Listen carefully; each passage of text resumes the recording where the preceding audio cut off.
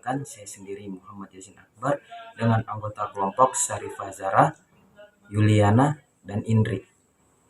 Jadi, apa sih variasi bahasa itu? Seperti yang kita tahu bahwasannya bahasa sendiri merupakan alat komunikasi manusia, sedangkan variasi adalah suatu bentuk perubahan dari bentuk utama. Jadi yang dimaksud variasi bahasa di sini adalah suatu bentuk perubahan kata atau bahasa yang kita gunakan. Contohnya variasi bahasa itu seperti yang kita tahu, Indonesia ini dia terbagi dari banyak pulau. Dari pulau satu dengan pulau lain tentu juga menggunakan bahasa yang berbeda. Maka dari itu untuk memudahkan komunikasi kita ini, maka akan dibuatnya variasi bahasa agar lebih mudah untuk berkomunikasi. Contohnya, orang suku Bugis dan suku Jawa bila berkomunikasi menggunakan bahasa daerah masing-masing, maka suatu komunikasi yang baik tidak akan terjadi. Maka untuk memudahkan mereka untuk berkomunikasi, kita memerlukan variasi bahasa. Kita menggunakan bahasa yang bisa dimengerti, contohnya yaitu bahasa Indonesia. Terus dengan variasi bahasa ini kita bisa menentukan kelas sosial seseorang. Contohnya orang yang berpendidikan tinggi, maka ia akan menggunakan bahasa yang baik dan benar. Berbeda dengan orang yang memiliki pendidikan kurang, yaitu menggunakan bahasa yang terkesan kasar atau tidak bermoral. Selanjutnya, variasi bahasa ini bisa kita gunakan untuk mengidentifikasi budaya seseorang, kelompok budaya seseorang. Contohnya, bila orang berbicara menggunakan bahasa Pura Komanre, maka kita akan berpikiran bahwa ia berasal dari kelompok budaya atau suku Bugis. Maka dari itu, variasi bahasa ini merupakan bagian penting dari komunikasi manusia agar kita bisa berkomunikasi dengan orang yang berbeda bahasa dari kita. Nah, selanjutnya kita beralih kepada bentuk dan macam-macam variasi bahasa, yaitu yang pertama register. Register adalah variasi bahasa yang dipandang sehubungan dalam konteks penggunaannya. Register menunjukkan kepada variasi bahasa yang didefinisikan menurut penggunaan dalam situasi sosial. Ada beberapa variasi bahasa yang digunakan dalam kata register. Yang pertama ada bahasa beku. Bahasa beku adalah variasi bahasa yang bersifat mutlak. Contohnya seperti keputusan yang telah dinobatkan atau telah dibuat tidak boleh diganggu-gugat. Yang kedua ada variasi bahasa resmi. Variasi ini memiliki fungsi register yang formal, contohnya seperti rangkaian spesifikasi pekerjaan yang diambil oleh driver yang telah memenuhi suatu kriteria khusus. Dan yang ketiga, variasi bahasa usaha. Variasi ini berfungsi dari register yang memiliki koneksi spesial dengan perusahaan atau komunitas. Contohnya seperti driver yang dinobatkan atas kerja kerasnya. Yang keempat, ada variasi bahasa santai. Variasi ini adalah salah satu fungsi register untuk membentuk menu atau aplikasi terkesan lebih santai, rileks, dan tidak formal. Contohnya seperti kita berterima kasih kepada teman-teman kita dengan ucapan terima kasih, kita bisa menggantinya dengan kata thanks. Oke? Dan yang terakhir ada variasi bahasa akrab yang digunakan untuk antar sesama keluarga ataupun sahabat karib agar tampak terlihat simpel dan lebih akrab. Contohnya halo Ces, halo Sot, halo Goy, hai Dorang. Contoh-contohnya seperti itu. Dan yang kedua ada dialek. Dialek merupakan variasi bahasa yang dibedakan oleh perbedaan asal penutur dan perbedaan kelas sosial. Penutur oleh karena itu muncul konsep dialek geografis dan dialek sosial. Contoh dialek bisa kita ambil dari sebuah dialek Betawi yang kalimatnya seperti kemana lu tong? Dan kita juga bisa mengambil dialek dari dialek Bugis yang artinya melok tega. Jadi yang harus kita pahami adalah dari kalimat atau kata tersebut ternyata mereka memiliki arti yang sama, namun pengucapan yang berbeda. Nah, selanjutnya kita beralih ke variasi dari segi penutur. Variasi bahasa dari segi penutur itu dibagi lagi menjadi 4 bagian. Yang pertama ada variasi bahasa yang bersifat persorangan. Variasi ini contohnya seperti variasi yang berbahasa yang bersifat persorangan. Misalnya, siapa yang berbicara, tujuan berbicara, dan status sosial. Dan juga orang tersebut berada di mana. Yang kedua, ada variasi bahasa dari kelompok penutur yang jumlahnya relatif yang berada pada suatu tempat, wilayah, daerah, atau kita bisa sebut dengan dialek. Contohnya seperti yang saya katakan tadi, bahwa kita bisa mengambil dialek Betawi dan dialek Bugis. Kedua dialek tersebut memiliki kalimat yang berbeda, namun memiliki arti yang sama.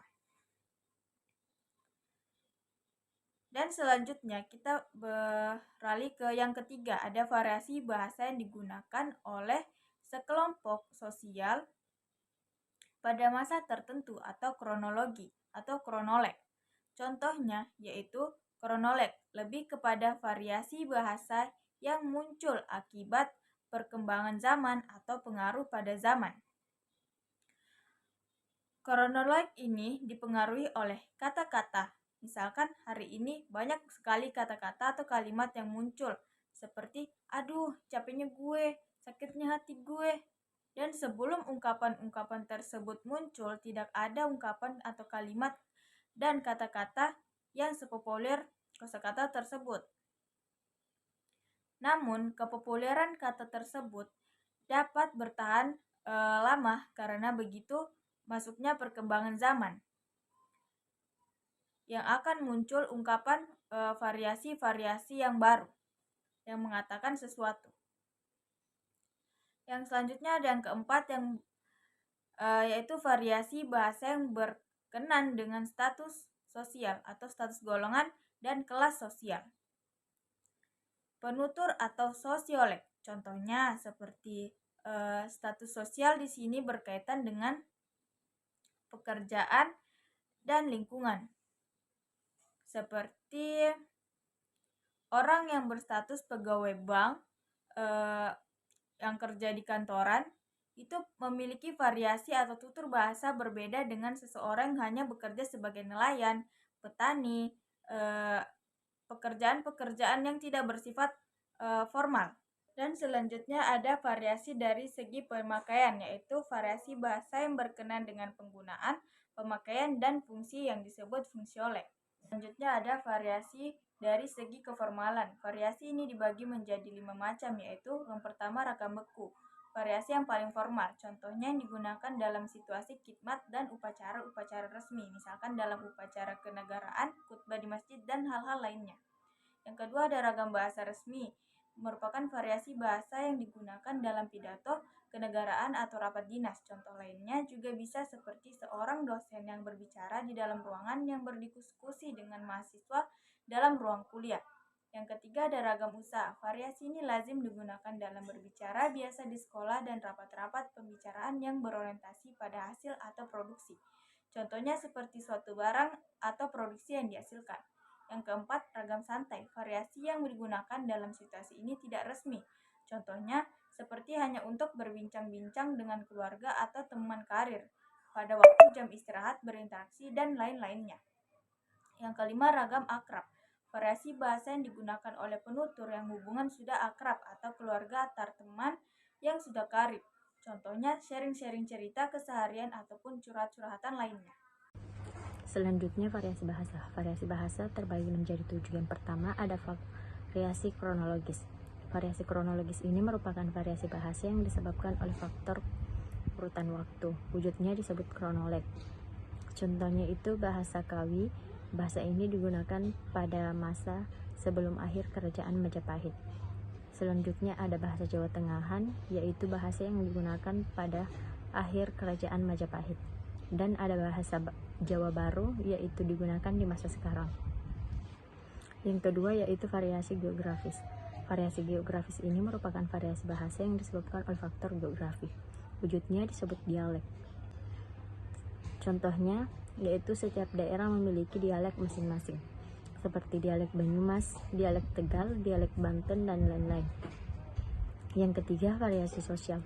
Variasi sosial ini merupakan variasi bahasa yang disebabkan oleh faktor sosial. Wujudnya disebut sosiolog.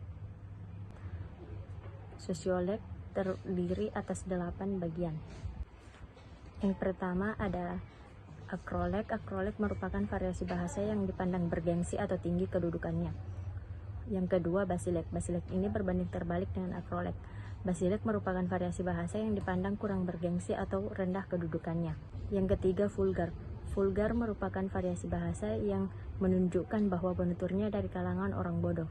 Yang keempat ada slang. Slang ini merupakan variasi bahasa yang bersifat rahasia dan khusus, karena digunakan oleh komunitas tertentu dan yang non-komunitas tidak boleh mengerti bahasa tersebut. Yang kelima, kolokial. Kolokial merupakan variasi bahasa yang digunakan dalam kehidupan sehari-hari di kegiatan non-formal. Yang keenam, jargon. Jargon merupakan variasi bahasa yang pemakaiannya terbatas pada kelompok sosial tertentu, bersifat khusus namun tidak rahasia. Yang ketujuh, argot. Argot merupakan variasi bahasa yang digunakan di kalangan profesi tertentu, bersifat rahasia. Yang kedelapan, ken. Ken merupakan variasi bahasa yang dipakai oleh kelompok sosial tertentu dengan lagu yang dibuat-buat untuk kesan memelas. Yang keempat adalah faktor fungsional. Faktor fungsional ini merupakan variasi bahasa yang disebabkan oleh faktor fungsi pemakaian bahasa. Contohnya, bahasa telegram, MC, khutbah, dan lain-lain. Yang kelima, variasi gaya. Variasi gaya merupakan variasi bahasa yang disebabkan oleh faktor perbedaan gaya. Contohnya, ada gaya frozen atau tidak pernah berubah, ada gaya konsultif atau usaha, ada gaya kasual atau santai atau informal, dan ada gaya intim atau akrab. Yang keenam, ada variasi kultural. Variasi kultural ini merupakan variasi bahasa yang disebabkan oleh faktor budaya masyarakat pemakainya. Yang pertama ada vernakuler. Vernakuler ini merupakan bahasa asli pribumi. Yang kedua, pidgin. Pidgin merupakan bahasa yang strukturnya sebagai akibat pencampuran budaya. 3. Krul. Krul merupakan pidgin yang sudah berlangsung turun-temurun dan diresmikan. Yang keempat, lingua franca. Lingua franca ini merupakan bahasa yang disepakati untuk digunakan oleh penutur beda budaya. Yang ketujuh, variasi individual. Variasi individual ini merupakan variasi bahasa yang disebabkan oleh perbedaan individu. Contohnya, pewayangan yang disebut dengan kata antawacana. Lanjut kita ke kajian variasi bahasa. Kajian variasi bahasa dibagi menjadi 4 bagian. Yang pertama, kajian variasi dalam linguistik umum. Yang kedua, kajian historis komparatif. Yang ketiga, kajian dialektologi. Yang keempat, kajian sosiolinguistik. Kajian yang pertama yaitu kajian variasi dalam linguistik umum, dibagi menjadi 2 variasi. Yang pertama, variasi internal dan variasi eksternal. Yang kedua, variasi eksternal. Variasi eksternal ini di luar sistem bahasa. Faktor-faktornya ialah lingkungan politik, ekonomi, sosial, teknologi, hukum, dan lingkungan dalam sekitarnya. Itu termasuk ke dalam faktor di luar sistem bahasa. Yang kedua, kajian historis komparatif, yaitu variasi bahasa dapat terjadi dalam tingkatan baik secara geografis, sosial, budaya, bahkan individu. Misalnya, dalam suatu negara atau wilayah, bisa ada variasi bahasa antara daerah yang berbeda atau kelompok sosial yang berbeda. Bahasa juga dapat berubah seiringan waktu, mengalami perubahan dari perkembangan budaya, teknologi, imigrasi, atau kontak dengan bahasa lain. Yang ketiga ialah kajian dialektologi. Dialek dalam pemetaan, variasi dialek dari bahasa yang dipergunakan konsep insaglos. Insaglos ini berguna dalam mempelajari perbedaan dan kesamaan antara bahasa atau dialek-dialek yang berbeda. Peneliti dapat mengidentifikasikan kosakata yang khas bagi suatu wilayah, kelompok sosial, atau bidang tertentu. Yang keempat ialah kajian sosiolinguistik, mencangkup sosiolinguistik dan fungsiolek. Sosiolek ini terkait dengan kelompok sosial tertentu seperti kelompok etnis, kelas sosial, atau komunikasi tertentu. Misalnya, dalam suatu komunikasi bahasa, mungkin ada variasi bahasa yang khas untuk kelompok muda atau kelompok etnis tertentu. Sedangkan fungsiolek ialah variasi bahasa yang terkait dengan situasi atau konteks komunikasi tertentu. Misalnya, bahasa yang digunakan dalam percakapan sehari-hari akan berbeda dengan bahasa yang digunakan dalam percakapan, situasi formal atau profesional. Dapat dikatakan, bahwa variasi bahasa ya timbul akibat dari penggunaan